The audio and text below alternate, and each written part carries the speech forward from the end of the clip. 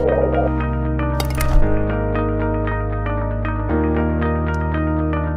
everybody, it's Chris Angel coming at you with freedom, flexibility, and finances here with Pete, your host, Pete Weller in Colorado.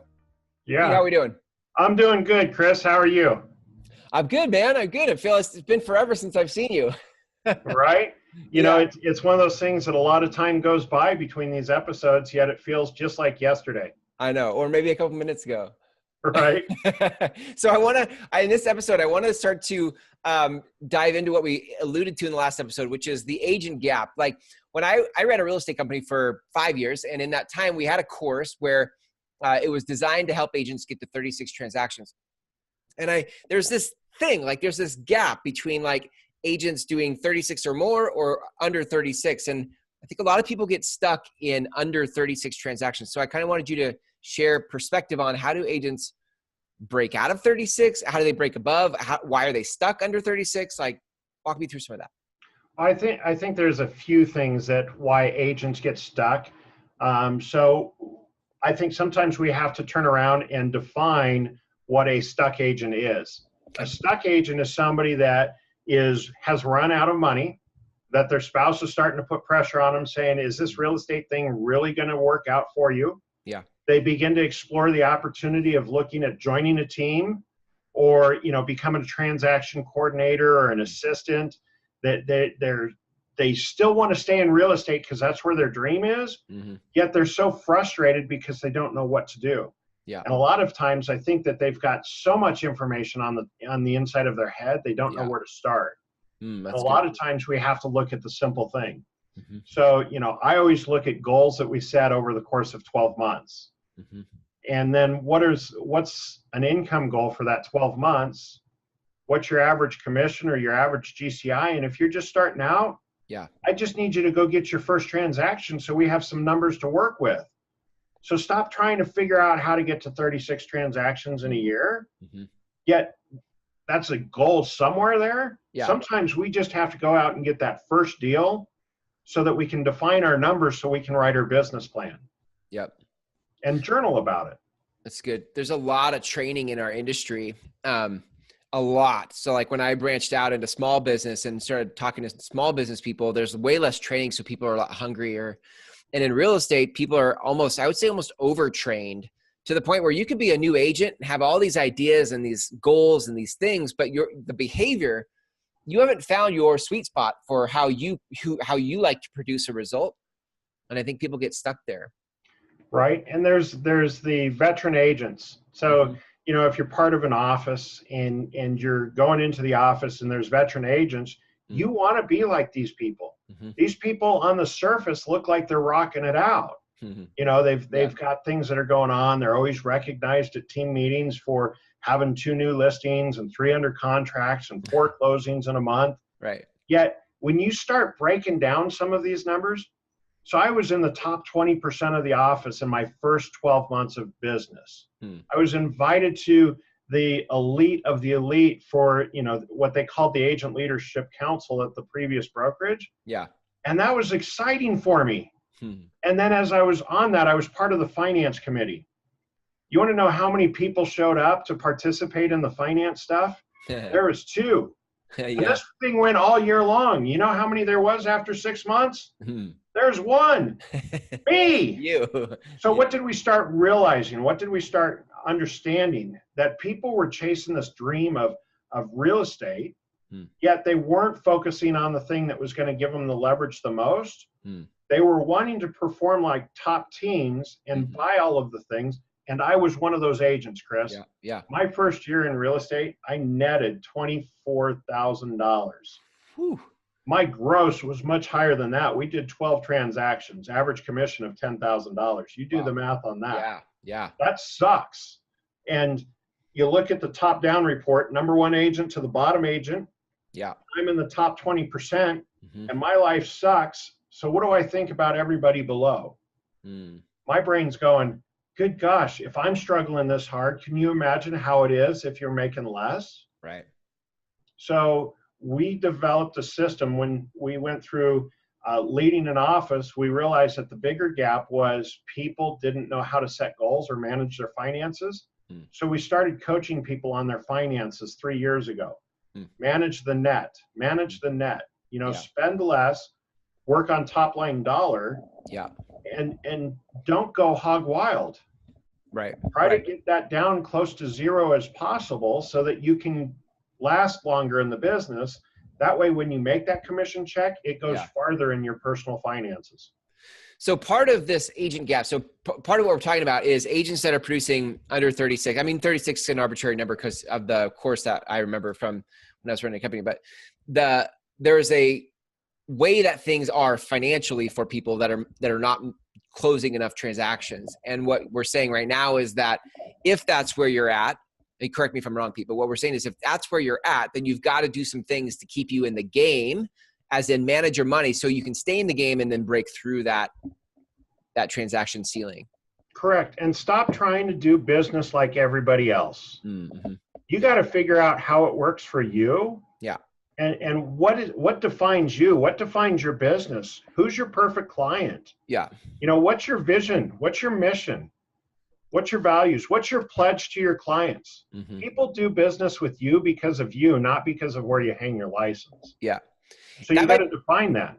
So give me like one or two tips or pieces of advice for people to take their, really what we're talking about is lead generation. At some point, if you don't know how to generate leads the way that you like to generate leads, you're going to be stuck at the current production that you're at. So give me one tip or one piece of advice on, somebody who's in this space. What can they do to bump up their production? One of the first things that they can do is actually, talk to their friends and family and build a relationship. Don't talk to them about real estate. Build a relationship with people. Mm-hmm. Genuinely find out who you are on the inside and go build relationships with your friends and your family that have done better things or have done great things in their past. Right. So number one is go find your source of stability for your emotions. Meaning, right? Because you need to be able to push on people that have some sort of foundation. Yeah. When it gets a little thin. And if it's already thin and you're finding this, who do you push on to be able to encourage you to move forward? Okay. So find your 5 people that speak really highly into your life so that when you hit rock bottom. Yeah. So my grandpa Walford is one of those people. If I need encouragement, I can go sit on his front porch, have a beer with him, and just his presence causes me to go, yeah, life's not bad. This is pretty easy. And that's about managing my mindset and being encouraged, not necessarily about producing with grandpa, right? That's correct. So part of that is getting your head straight so you can stay in the game. Yeah. Well, and because nobody likes money breath or commission breath. Yeah. So if you're sitting across the table and you have to close the deal, and that's all you're thinking about, you're not going to close that deal. Right. So we got to go in the right positive mindset where we're feeling good. So we got to focus on energy around what makes us feel good. Yep. Are we reading some books that causes us to grow to the next level? Right. Are we listening to videos and music that's going to go to the next level? Are we surrounding ourselves with friends and family that are going to cause us to grow to the next level? Yeah. Are we focusing on our finances so that we're not causing abnormal stress to us? Right. And then number 5, what makes you passionate? Yeah. I mean, if you like standing in a 10 by 10 room with a headset on, dial the expireds, dial the for sale by owners, right. Get aggressive there. If you've got a personality that likes to be around people, there's an agent down in Littleton. He literally does 72 transactions in a year, and he meets all of his people having a drink at a bar because he's there every single night. Is he drinking alcohol every night? I don't know. I can tell you that he's intentional about building relationships for the 3 hours that he's at the bar. I think you're right. I think there's an element to I remember back in the day, the saying was, at least at our company, it was, your success in real estate will be in direct proportion to the number of people who, when they think of real estate, think of you, right? Like that there is a great way to say that. Yeah. Like there is a correlation between the number of people and the number of transactions. And my experience has been most agents just don't have a big enough database. They don't have enough relationships to prove your point, right? To make your point. They need more relationships. So you may have relationships already, but you need more. So you got to find the sweet spot for you, whether it's at a bar or at a church or at a whatever your sweet spot is, or in a robo dialer. I don't care, but you need more people right? That's what we're saying. So, get good at one, find your sweet spot in one of them. Yeah. And then add a second one in. And that second one is what causes you the growth. Yeah. To say, this is something I see, very successful agents doing, or this is something that I think would fit in me. I just don't have the skill set. And work on the skill set. Yeah. So there's two businesses that we're chasing, or two types of money we chase when we're new in business. Now money and later money. And a lot of times people get so focused on the now that they forget that they're chasing business down the road. Yeah. So we've got to build those relationships. I'm part of Master Networks, and that right there is future money. Building relationships for the future to be able to take care of my family. Yeah. Yet every once in a while we'll stumble across some now business just by being present there. Right. And working on building our speaking skills and our interaction skills with people. So there's several good networking groups out there. Master Networks is not the only one yet. Find some place where you can go find your voice and discover who you are. Yeah. That's good foreshadowing for the next episode too, where we talk about master networking and how do you go out and build relationships B2B, business to business. But for now, Pete, if people are listening to this and they want to learn more about how to work with you, they want to coach with you, they want to have a conversation like, hey, listen, how do I take my business to the next level? How can they reach out to you? So they're going to reach out on an electronic calendar. They'll go to the website, www.kinda, Kinda, like Like, Pete, Pete.com. You're either going to love me or you're going to hate me. Most of the time it's somewhere in the middle. So it's kind of like Pete. Nice. Kinda like Pete.com. And they can schedule a free call with you, right? To kind of dive into what they're trying to create, and you can see if you can help them or not.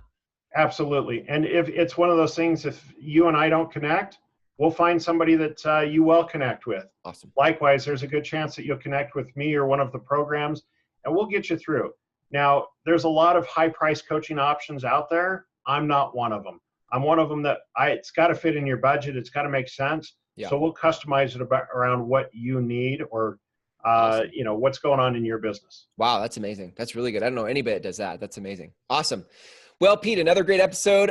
Thanks for this idea of creating freedom, flexibility, and finances as a show. I think you've got some really important stuff to share, and I'm privileged to be a part of it. So thanks for another great episode, and we'll catch you in the next one.